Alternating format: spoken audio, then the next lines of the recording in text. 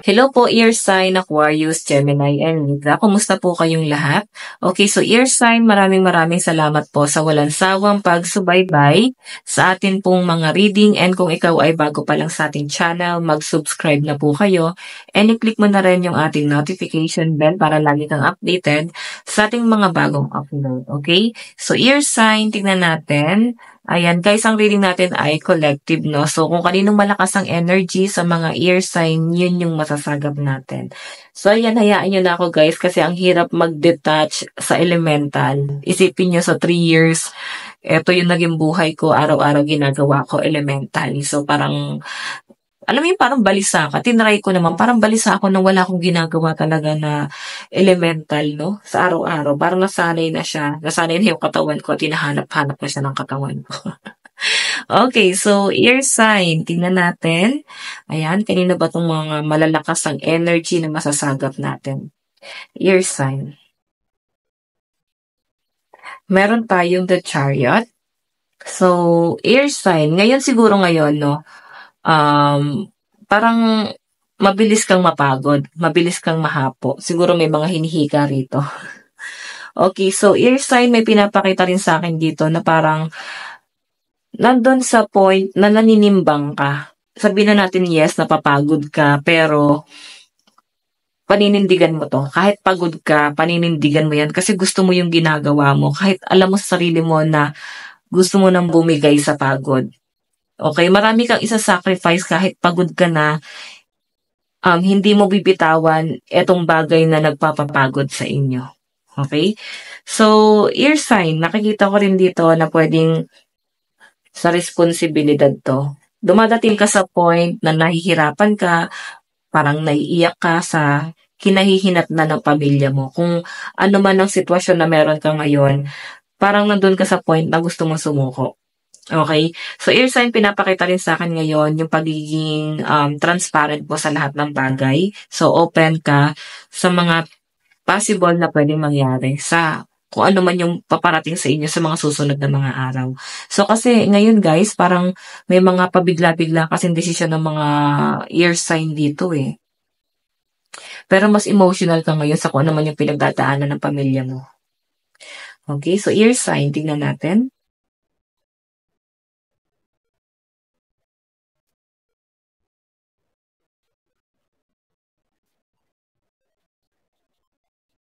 Parang worried ka. Yun yung nakikita ko dito. Lalo na yung iba dito na parang walang trabaho. Nag-aalala kayo eh, ear sign. Meron tayong Princess of Torches. Ayan no. Parang piling mo sinusubok ka. Okay, hirap na kayo ngayon. Parang paano ka magsusurvive? Ang dami nyo guys kino-consider. Nag-worry yung family mo. Alam mo yung parang ikaw, iniisip mo yung kapakanan ng pamilya mo. So, yung pamilya mo naman, mas worried sa inyo kasi nakikita nila na talagang lahat gagawin mo para makasurvive yung family mo. Ganun yung nakikita ko sa inyo. Lahat gagawin mo para sa family mo. So, worried yung family mo sa'yo kasi nakikita nila yung pagsusumikap na ginagawa mo.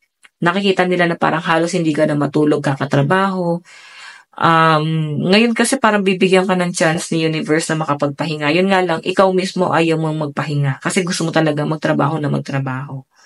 Okay? Gumalaw ng gumalaw, parang hindi ka kampante na wala kang ginagawa. Eh, parang alam mo yun, nababalisa ka.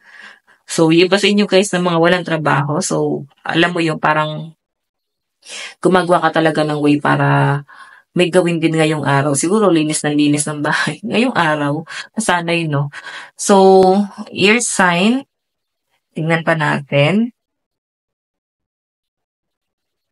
Okay, Six of Torches. So, kung nakaka-relate ka sa ating reading, maaaring nasagap ko yung energy mo. Okay?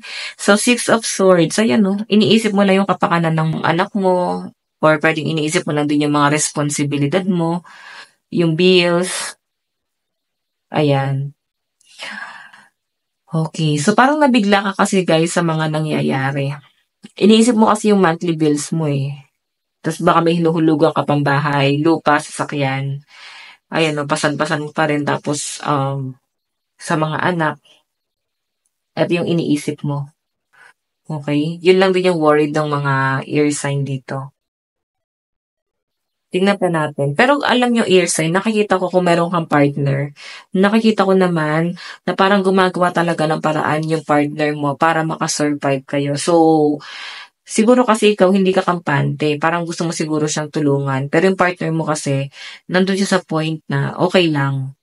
Siguro, mas ma-appreciate niya kung tutulungan mo siya sa gawaing bahay tapos siya muna yung magtatrabaho. So, kailangan siguro mag-give and take kayo. Okay, pag-usapan niyo para hindi kayo mahirapan. Huwag yung parang pasigaw or hindi niyo mapag-uusapan yung mga hinanakit niyo sa buhay. Okay? Meron tayong morning. Ayan. Parang may umaga na natutulog dito. Sa mga ear sign na may mga umaga na natutulog. Okay. Baka sanay kayo kasi ng gabi sa gabi nagtatrabaho kayo, tapos umaga tulog kayo. Tapos bigla kang nag-resign sa mga walang trabaho dito. Or pwedeng umaga kasi, parang alam mo yon ang aga mo nagigising. Okay?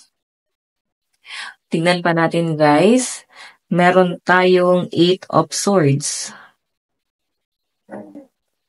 Okay, ito guys yung the chariot mo. Oh. Parang feeling mo hindi practical yung ginawa mong decision sa buhay mo.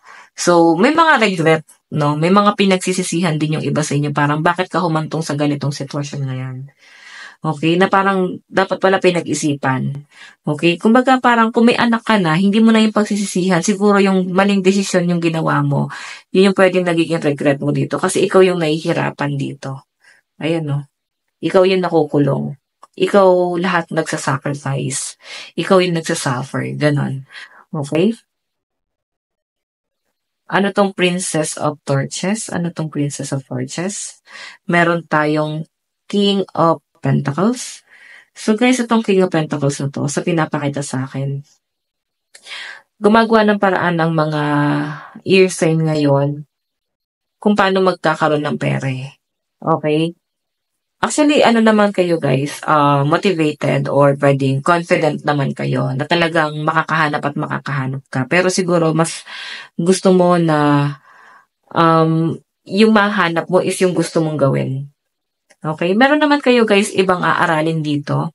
Pero siguro hindi ka pa sanay o hindi mo pa alam kung paano sisimulan yan. Paano ka magsasalita, paano ka kikilos. So may mga aralin ka. Okay? Tignan natin. Ano tong 6 of Swords? Meron tayong High Priestess.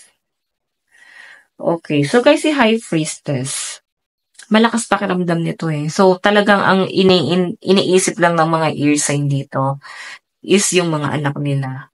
So, yung pagod mo kasi guys, talagang hindi lang pagod dahil sa pag-aalaga, pwedeng pagod kasi may iba ka pang kino-consider.